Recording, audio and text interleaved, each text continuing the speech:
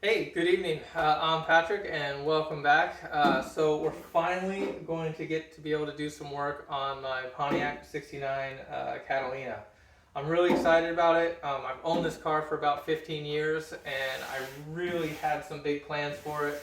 Unfortunately, those have kind of changed, and at this point, we're kind of ready to get her cleaned up and send her down the road to the next owner. So that's what we're going to be trying to do in this one. In this particular segment, we're going to be working on three main issues that I know the car has. We're going to be concentrating on the mechanical issues. We need to deal with carburation. The carburetor that is in this car right now, I just pulled it off the shelf. I'm not sure if it's going to go with this car or not. Yeah, we'll see. Just haven't decided where we're going to go with that. So carburation is one of them. The other one is tires. So the tires on the car were 20 years old at least. Most of them wouldn't hold air for more than an hour. So yeah, they were cracked, broken. They had to go. So I was able to do some horse trading with the Camaro outside, and it does have new tires on it. Some brand new tires. So they'll work for the car, for the purpose here. They're probably a little bit smaller than I would normally put on a car this size for this wagon, but I think they're going to be fine. And then finally, the last issue that we're going to be tackling is there's definitely a fuel leak. The gas tank itself is leaking. There's a hole in there somewhere. So we got to repair that. So that's what we're going to start with tonight, actually, is the gas tank. So we're going to get under there and rip this gas tank, pull it out of the car. We'll see how that goes. So first up, gas tank. Let's get to it. All right, here's the tank. We'll move. This is the main strap here. I think pulling this out is going to get it. I have been lubing these guys for a couple days. We do have a fuel line right here, kind of loops up and goes up to the top. And I can see the ground wire is also pinned to the body over here. That goes up to the sending unit also. So yep, so we're just going to try to get these things out. Hopefully this doesn't fall on top of me, but we'll see what we can do here. So when I push up on this strap, I can see the strap has another bolt right here on the other side of this. So pulling this out is going to make this a little bit looser, but it's not going to drop the strap. But I'm going to try to take this nut first, and we'll see what moves up here. There's a little hanging rack right here that comes down into that one, and we'll see if we got to hold on to this guy to keep that from moving. I don't know yet. We'll see.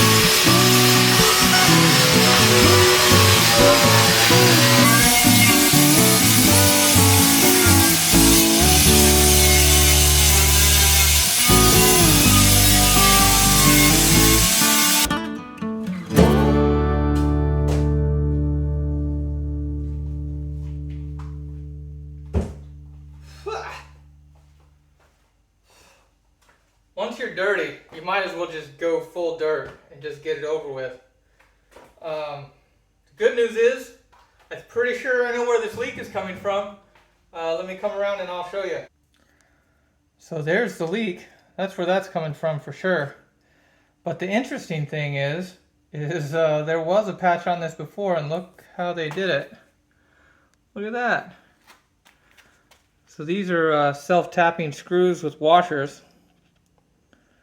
And it looks like they just drilled a couple, and there's one on this side too. Right into the tank. So that is interesting. So I had one leak, now I have potentially 4. So we'll take a look and we'll get that all cleaned up. We've got tires, and these are going to do a lot better. These are relatively brand new tires. They're 215 60/15s. They're really close to what was on there before. A little bit lower profile, but they're going to be really good. We did have the gas tank out, and it's ready to get worked on, but I think what we're going to do is go ahead and give all of this a little bit of attention. I want to take these drums off, clean everything out. The brakes are working pretty good, but they've been sitting for a long time. Just want to check everything, get all this stuff cleaned out, maybe paint it up just a little bit more, and we'll check everything all the way around. Calipers in the front, drums in the back, so pretty nice rigs. Got factory disc brakes, so that is pretty slick. So we're just gonna get all these cobwebs and everything knocked off of them. I feel a lot better about having wheels under the car instead of jack stands. So let's get to work.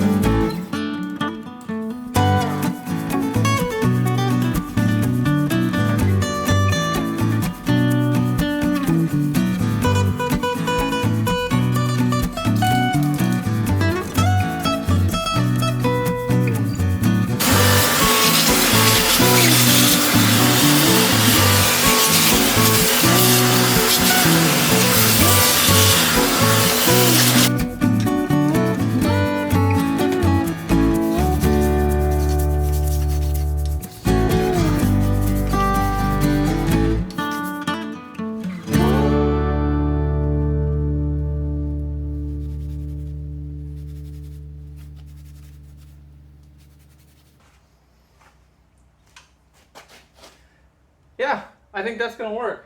Let's do the same on the other side. Back side of these wheels has got some schmutz in it too. I'm just going to give them a quick clean real quick before we put them on.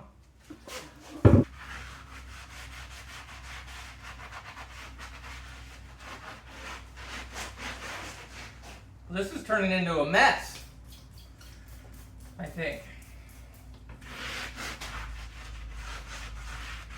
Definitely cleaner. I'm going to take this out back and rinse it, and then I'm going to come right back and we're going to put this thing on. We're back, and they're clean. Front and back side. Looking a lot better.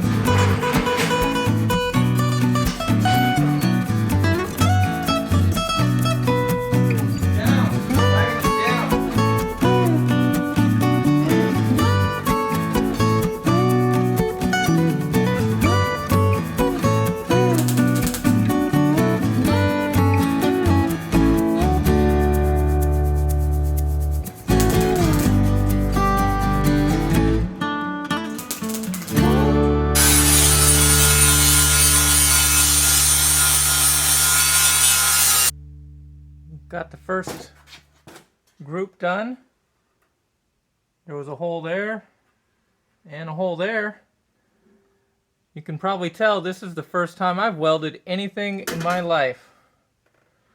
But I'm pretty excited about it because it doesn't have that in it anymore. We'll still test it out, make sure that it's actually sealed, and if it's good, we'll cover it with a little bit of all metal, and then we'll get it painted up. But first, let's flip it over and take care of that guy. Okay, about 6 hours later, I was a little premature about liquid test. That was not accurate. Luckily, I did a light test before that and found that there was quite a few additional areas to be taken care of. So another 6 hours of grinding and welding probably. Finally got it to where I wanted it. Covered all the patches, all the major areas with all metal. You can see there was about 5 of them. 1 here, 2, 3, 4, and 5. So I think we're in a pretty good spot right now. I will be sealing the tank. I'm going to use this KBS tank sealer right here. Pretty excited about it, just to make sure that everything goes well and we don't get any more leaks out of this tank. I've never used this before, so we'll see how that goes. And finally, once that gets done, it has like a 96-hour cure time, so it's going to be about a week. We're going to let it sit up, but we'll finally be able to paint it and then install it in the car. So pretty excited about that. All right, let's get to it. I'm going to need a screwdriver.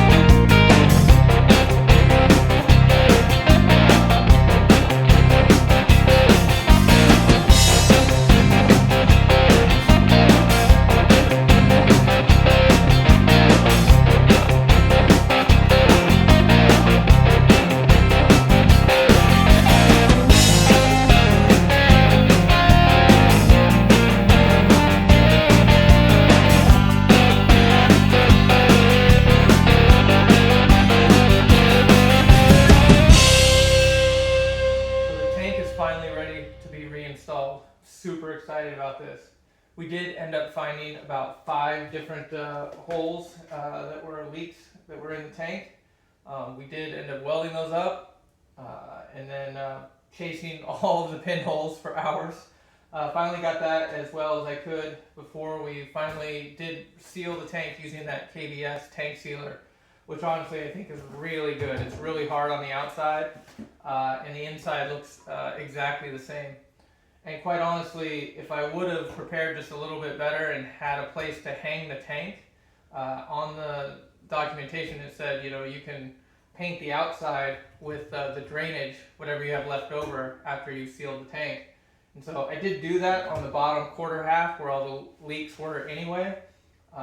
But there was probably enough left over in that quartz can to also, I probably could have got through the whole tank if I just had a spot to hang it in time. But lessons learned. Next time I'll definitely prepare to do that. Otherwise, also with the sender, I did retest that earlier, and it wasn't working the first time I tested it, but I found that I had the wrong settings on the multimeter, and also I did clean it really well. So after a good cleaning and then retesting it with the correct settings, it was actually working. So this is the original sender. Of course, got some new rubber and extended the ground wire where this old ground wire ended right about here, and it was really corroded. I'm not sure where I'm going to put it yet, but I wanted to give myself some space. So.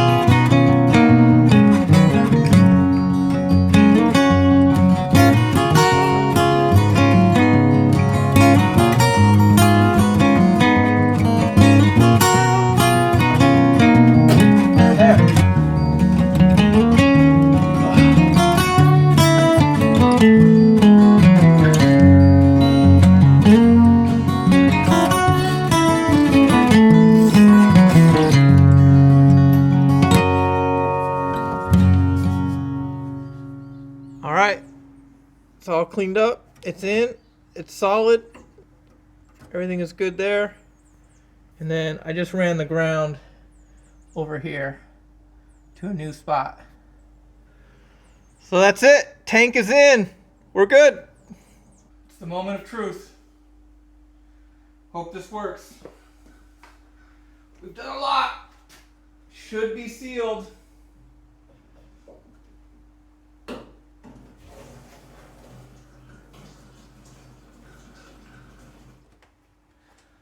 All right, now with that gas tank finally fixed, we can start moving forward, and I'm really excited about it because we're going to move on to this guy, the carburetor. I was lucky enough to go to Daytona to the turkey run this year, and was able to find a OEM stock replacement for the original carburetor that went on this car originally.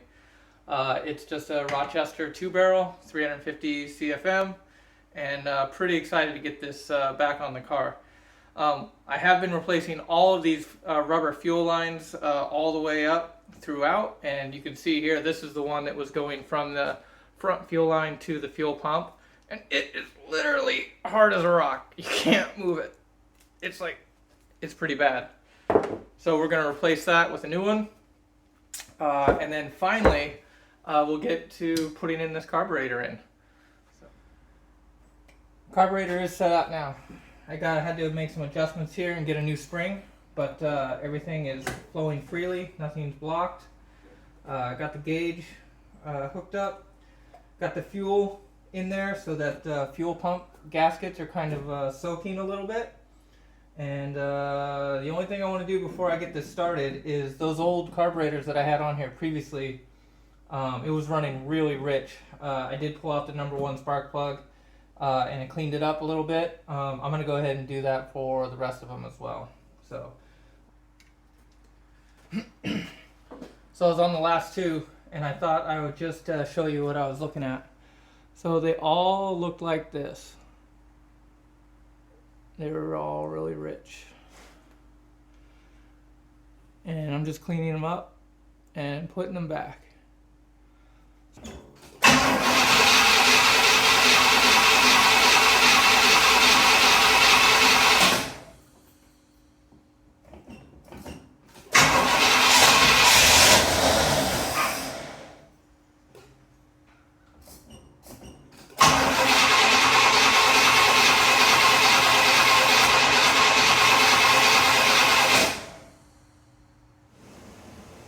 Hello and good morning. So I feel like I need to catch you up on what happened since last time. It's been a little while. I believe last thing we did was install the gas tank, and then the new Rochester 2-barrel carburetor. This is the carburetor that's supposed to go to this engine, and most likely the one that came with this car from the factory. So I was real excited to find that at the swap meet. So we got that installed, and when trying to start it, we realized that we weren't getting any fuel whatsoever to the carb. Just nothing there. We could get it to bark off by putting some down the top, but that was about it. So I thought there might be a fuel pump issue. Maybe that fuel pump went bad. I wasn't sure, so I went ahead and ordered one of those. Over the past weekend or so, my daughter and I installed that, and that was super fun. And then, unfortunately, still, same issue, no fuel to the front. So we started going to the back of the line and found that actually what was happening was the gas tank itself, the rubber line coming from the sending unit down to the steel line at the back of the car, was actually getting pinched between the gas tank and the strap itself that's holding the tank to the front of the car. So we were able to dislodge that and get that free, and then we were finally getting some fuel.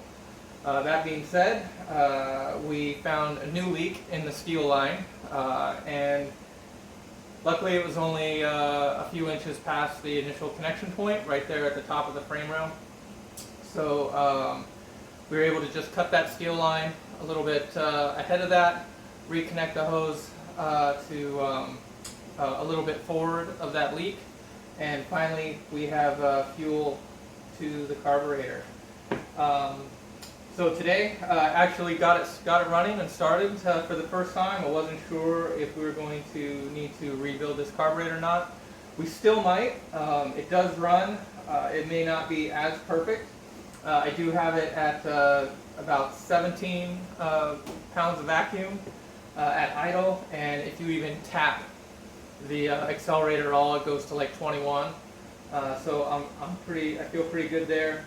I might have a miss or something, I don't know. But we're gonna start it up, let you guys hear it run, and the real important thing is this thing can move on its own power. Let me get this thing started, and let's see if it'll get the heck out of here, because I need another car to go here. All right.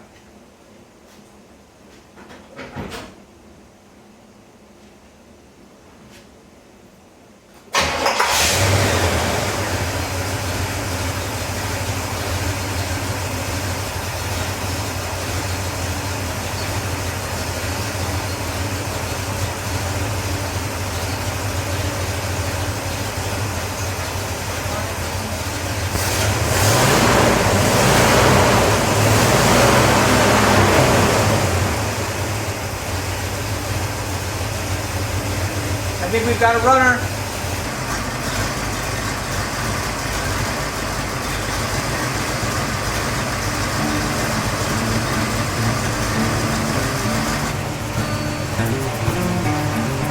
It's running.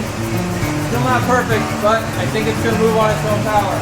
We got the oil change, we got the new oil filter in, and we got the top end all buttoned up. So we'll get back into that later, but right now we're gonna swap to another project. So hopefully it won't be too much longer before we get back to it. But again, thanks for watching, really appreciate it. And we'll see you on the next video.